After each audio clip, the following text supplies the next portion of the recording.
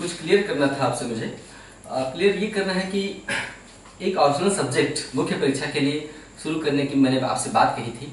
मैं उस पर निश्चय हूँ, दृढ़ निश्चय है मेरा, करूँगा, निश्चित हूँ मैं। लेकिन कुछ आपसे क्लियर करना था। मुख्य परीक्षा के लिए जो ऑप्शनल सब्जेक्ट मुझे पढ़ाना है वो कौन सा रहेगा। और नो डाउट मैंने उसमें ज्योग्राफी की बात की थी, ठीक है। लेकिन बहुत से लोग डिफेंस के लिए भी कह रहे हैं, और डिफेंस की खास बात है कि नो डाउट ज्योग्राफी में बहुत ही अच्छा पढ़ाऊंगा, आप ऐसा कहते हैं। लेकिन डिफेंस की खास बात है कि बहुत कम समय में खत्म किया जा सकता है। ज्योग्राफी में केवल एक डिमेरिट है कि छोटे विषयों की तुलना में थोड़ा सा वास्ट है, तो ज्योग्राफी खत्म होने में थोड़ा समय भी लगेगा। हालांकि ज्योग्राफी में आपकी रुचि पैदा करना मेरा काम है। एक बार रुचि पैदा हो गई तो कोई चीज छोटा बड़ा नहीं रह जाता है।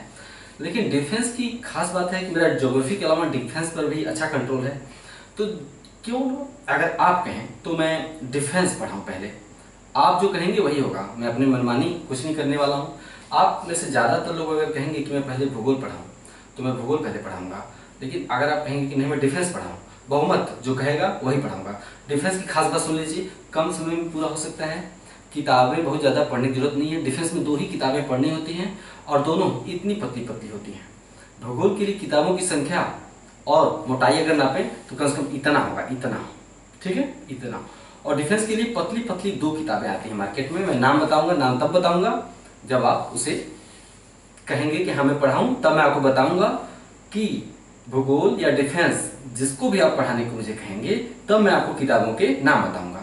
तो डिफेंस कम समय में खत्म किया जा सकता है, पतली पतली किताबें आती हैं, ठीक है। नोट्स में अच्छे लिखवा दूंगा डिफेंस में नोट्स अच्छे लिखवा दूंगा और आपको पढ़ने मजा भी आएगा। डिफेंस भी उतना ही इंटरेस्टिंग है। डिफेंस में क्या है ना, युद्ध के बारे में पढ़ना होता है। स्थल युद्ध, वायु युद्ध और समुद्र में जो युद्ध होता है ना। इसके अलावा गोरिल्ला युद्ध भी आ जाता है। स्थल युद्ध, समुद्र युद्ध, गोरिल्ला युद्ध, युद्ध की परिभाषाएं और सिद्धांत, यही सब पढ़ना होता है। फर्स्ट पेपर में ज्यादातर यही है। सेकंड पेपर में क्या पढ़ना होता है, फर्स्ट पेपर में कुछ विचारकों के विचार भी पढ़ने होते हैं, यही युद्ध के संदर्भ में। सेकंड पेपर में क्या है, सेकंड पेपर पूरी तरह राष्ट्रीय सुरक्षा से संबंधित है। भारत की विदेश नीति, भारत की राष्ट्रीय सुरक्षा, है ना। इसके अलावा भारत की पड़ोसी देशों से उत्पन्न चुनौतियां, हिंद महासागर में भारत की स्थिति, हिंद महासागर की सुरक्षा का सवाल, आतंकवाद, नक्सलवाद, भारत का वैज्ञानिक विकास, है ना, परमाणु परीक्षणों के संदर्भ में जो विकास किया है भारत ने, या फिर भारत ने अंतरिक्ष क्षेत्र में जो विकास किया है, भारत ने आयुध विकास, अग्नि, ब्रह्मोस, इसे आयुध विकास कहते हैं। आयुध विकास के क्षेत्र में जो विकास किया है, अंतरिक्ष क्षेत्र में जो विकास किया है, ये विकास पूछ लेता है कभी-कभी। तो सेकंड पेपर ज्यादातर राष्ट्रीय सुरक्षा के मामले से, हमारे देश की जो राष्ट्रीय सुरक्षा है, और फर्स्ट पेपर युद्ध की परिभाषाएं, सिद्धांत और युद्ध के बारे में विचारकों के विचार। कौन से युद्ध, स्थल, थल, समुद्र, 3 पर जो युद्ध लड़ा जाता है।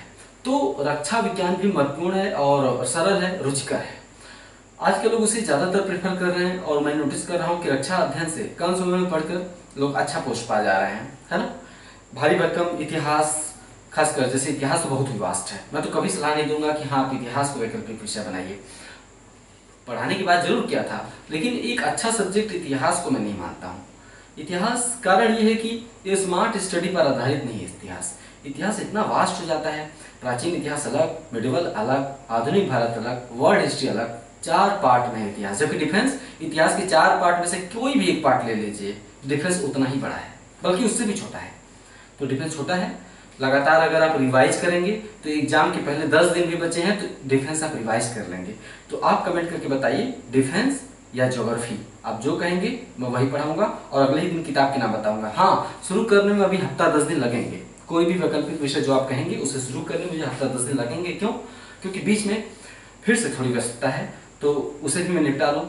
मैं भी एक इंसान हूँ, इंसान तमाम जिम्मेदारियों से बांधा रहता है ना।